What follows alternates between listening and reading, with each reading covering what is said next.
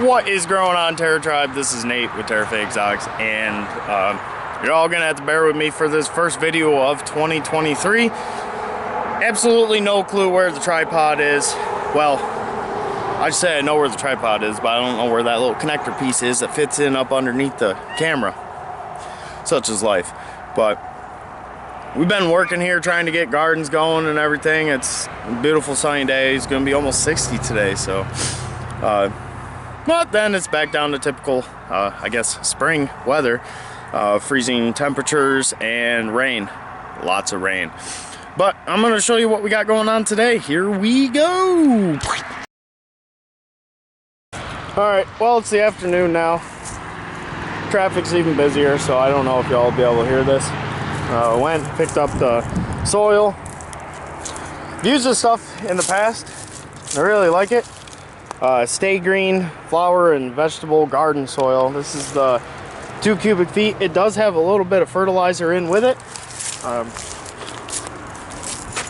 but never hurts to add some compost and manure, and we've got a bunch over in our composter as well. Where all I'm going to do is I'm going to slop it off of the plastic and just let it lay. As it degrades, it'll create a nice little nitrogen source for the plants as they're growing. Next step, once I do all this mucky muck, is to go through, lay down cardboard, then I'm going to lay down straw, and then we're going to put in the soil.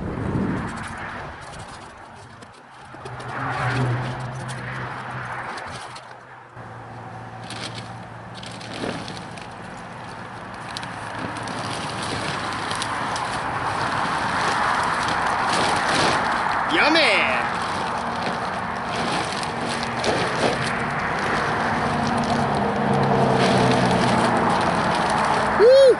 Even smells like mucky muck. It'll be all good, extra nitrogen source for once the roots get down. Oh no!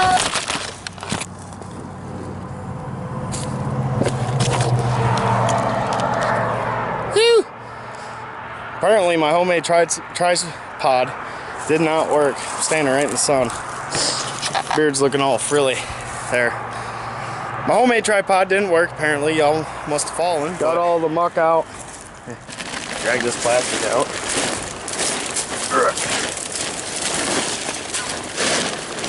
Plastic for the trash heap. I'm gonna get all this raked out, pick up some of that old pieces of, I don't know what that is, probably pieces of cardboard. I don't know, who knows? I got muck on my pants. That'll do. Get this all raked out, get some cardboard on it, lay some straw on it. I think I said hay earlier, but you don't want to lay hay, you want to lay straw. If you lay hay, it's full of seeds, and for years to come, you're just going to be dealing with weeds. So get straw, and it decomposes nicer. But I'm going to rake this out, cardboard, straw, soil, amend a little bit, and I've got some hardwood mulch right there that I'm going to lay on top. Let's do it. So I have the cardboard laid here. For some of you asking why I'm laying cardboard in the bed, it's a way to suppress any weeds or anything that may have been laying dormant underneath. That way, if any seeds do germinate on that old ground, they'll hit the cardboard and then they'll end up dying. Cardboard's also another great source of nitrogen once it starts to break down for the roots. I didn't go super thick on this. I only went 2 layers. You want to wet it down typically like before or after. I've left this out in the rain for a couple days so it's nice and wet. Plus this bed's not really going to get fully used. It's going to get planted, but by the time the plants really start growing, that cardboard's not going to draw much of that water out anyways, just due to the fact that we're going to get so much rain here. Next thing you're going to want to do is get some straw. No hay, just straw. Typically you get wheat straw. It's more abundant in the fall. Once it's harvested, you get pieces of corn husk like that. That goes in. You got an old dead plant. Guess what? That goes in too. You're just adding another source of nitrogen. So I like to take this straw, and you want a decent layer. You don't have to be perfect about it. but you just want to get it in here and get it spread around on the bed. And again, all you're doing is you're adding different rates of decomposition for nitrogen. So, you know, your first initial fertilization is going to be your best, obviously, and you will have to supplement every year. I usually like to top with fresh compost, like I have with some of those beds over there. That bed was topped November. There's a couple beds, like the two on the other side of that propane tank, where I cleaned out the chicken coop, and it was late October, and I just put it right on the bed. By the time planting comes, that straw that's got the chicken waste on it will be broken down enough. You know that chicken waste is pretty high in nitrogen, so it does want a decomposition.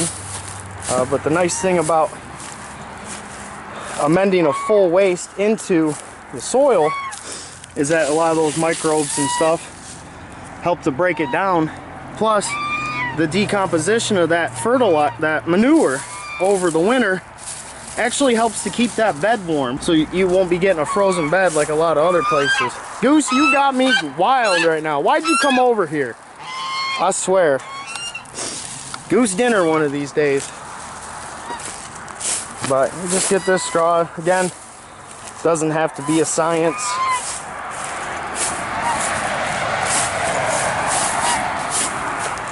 You got big clumps like this, and the straw also helps again as another weed suppression. So like you can pretty much take this method, build a raised bed out, say on your grass, and as long as you have a good layer of like cardboard and straw, you shouldn't get any new weeds coming up through. And it's a good thing. You know, it's kind of a quick way to start in the bed. Nice thing about this compared to like a weed layer or a weed barrier is you never have to take this back up. You know, you can always add a weed barrier up top. Like there are some plants that benefit a lot from that, such as peppers. Strawberries are another one. Since they're so prone to slugs, you keep away all the opportunities for those buggers to hide on the soil. Well, that's enough of me rambling. I've got to put some soil in here, and when I come back, y'all see a hole full of soil. Well, the soil is in, if you can't tell. I love getting my hands dirty though. And here it is. Finger was in the way. Here it is, 4x8, 6 inches deep, filled in. Now, it's gonna rain tomorrow, and I'm sure all this is gonna sink. I've got a couple other full bags underneath the empty bags to make up for the soil here sinking. I'm not gonna waste the water on it when it's gonna rain here, but it's done. You know, one question I'm sure someone's gonna ask is, why'd I get rid of this pond? This pond was a big breeding area for toads and green frogs and bullfrogs, leopard frogs, and gray tree frogs, but we also have this pond here. Yes, it does have fish, but this area here in the center, it's centered directly behind the greenhouse. It gets the maximum amount of sun, and wildlife from on the hills and everywhere can see this area.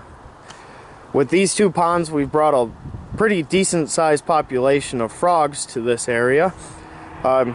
Ones where now we actually have pretty good sized softball plus size bullfrogs and more gray tree frogs than you can shake a stick at.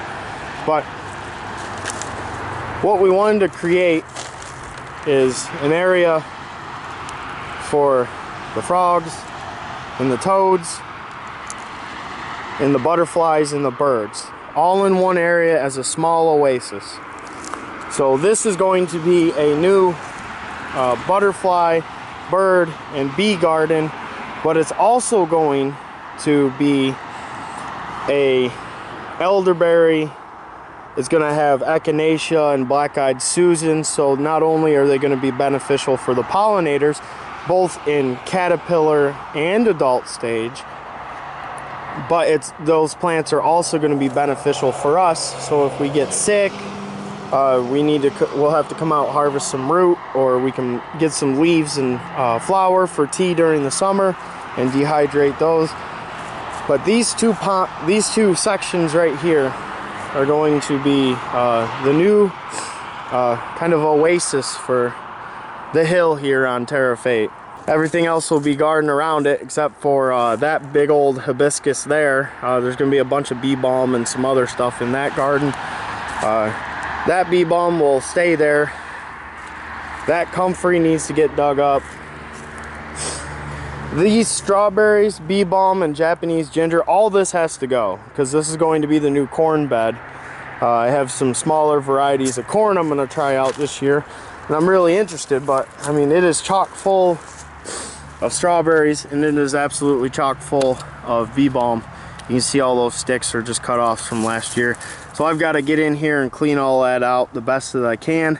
I've got to get in here and clean out the Japanese ginger that's in here. That's a rhizomatous plant, so there should be some pretty decent sized rhizomes.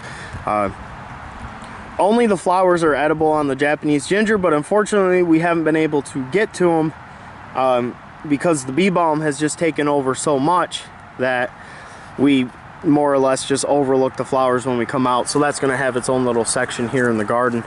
But we're doing a lot of big changes to the garden this year. Not only producing stuff that is going to be beneficial for us, but also beneficial to the wildlife that comes and visits the garden. So